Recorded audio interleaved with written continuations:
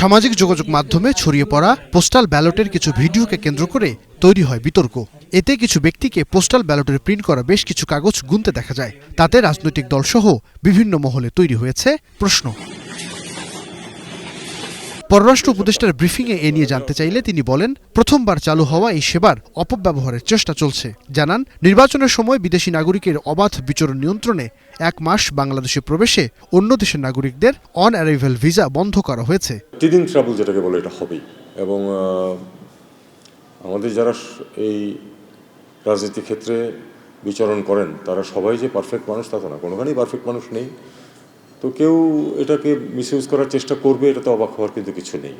আমাদের চেষ্টা করতে হবে যেন মিসইউজ না হয়, এবং যখনই কিছু জানা যাবে সেটা এনকোয়ারি করা হবে।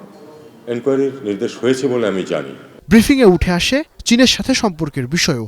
সামরিক কারখানা স্থাপনে চীনের সঙ্গে 608 কোটি টাকার চুক্তির বিষয়টি অন্য কোনো দেশের সাথে সম্পর্কে প্রভাব ফেলবে কিনা এমন প্রশ্নের জবাবে শঙ্কা উড়িয়ে দেন উপদেষ্টা। যে আমাদের একটা মিনিমাম কিছু ক্রয় করতে হবে। এগুলো কোথা থেকে করা হবে, কোন দেশ থেকে কতটা কি আনা হবে, এগুলি নিয়ে আসলে অনেক আলাপ আলোচনা হয়, এবং আমরা অবশ্যই এমন কিছু করব না যাতে করে কোনো একটি পক্ষের সাথে আমাদের সম্পর্কের অবনতি হতে পারে। আমরা একটা ব্যালেন্স বজায় রেখেই করব। দায়িত্ব গ্রহণের পর রোহিঙ্গা সমস্যা সমাধানে অনেকটাই আশাবাদী ছিল অন্তর্বর্তী সরকার, যদিও তাদের নিজ দেশে ফিরিয়ে নেবার ব্যাপারে কোনো অগ্রগতি হয়নি। উল্টো দেশে নতুন করে অনুপ্রবেশ ঘটেছে লাখেরও বেশি রোহিঙ্গার। এরই মধ্যে সীমান্তে বেড়েছে আরাকান বিদ্রোহীদের তৎপরতা। মিয়ানমারের সেনাদের সাথে আরাকান যোদ্ধাদের সংঘাতের আঁচ লেগেছে দেশের সীমান্তে।